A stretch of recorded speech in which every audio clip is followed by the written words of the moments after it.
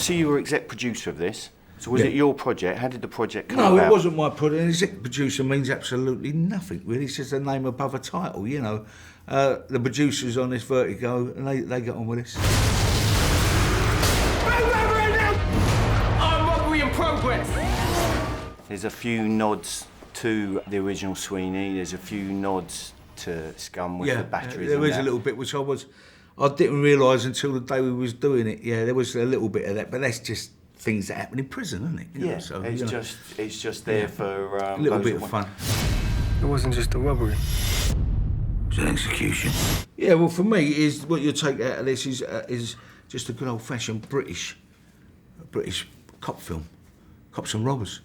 You know, a film that you can go and sit down, whether you're sitting in the cinema or you're sitting at home, with a pizza and a vodka and coke, watching a movie and going, yeah, let's have some of that, because this cracks right on this film. He has killed, and he will kill again.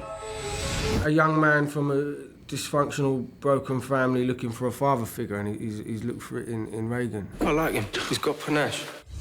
Yeah, he hasn't got that kind of family and that kind of father figure, and he looks for it in Reagan, and he's decided to follow in Reagan's footsteps, because really, the Carter I play, where he comes from, he shouldn't be a police officer, you know?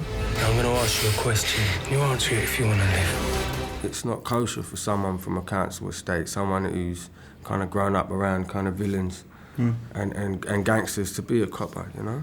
The problem is the collateral damage that's left in your wake. We'll do the things that you can only dream of. They're two guys who don't always get it right, and you never know what's going to happen in this film. So I think it's pure, great British entertainment. On the old school, new school thing, what did you learn? Any language or anything you learned from him? I still haven't got a clue what he's talking about half the time.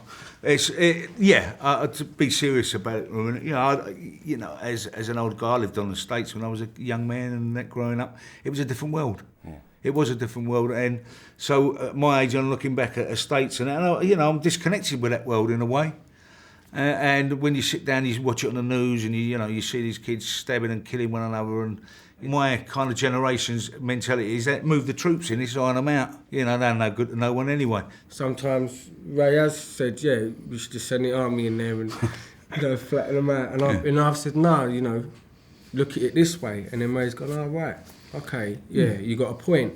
And I think that's like the similarities between Reagan and Carter is that, you know, Reagan does go in like a bull with a red rag, do you know what I mean? He goes in, and I think Carter's more calm. Tell them we're coming after them. We're coming after all of them.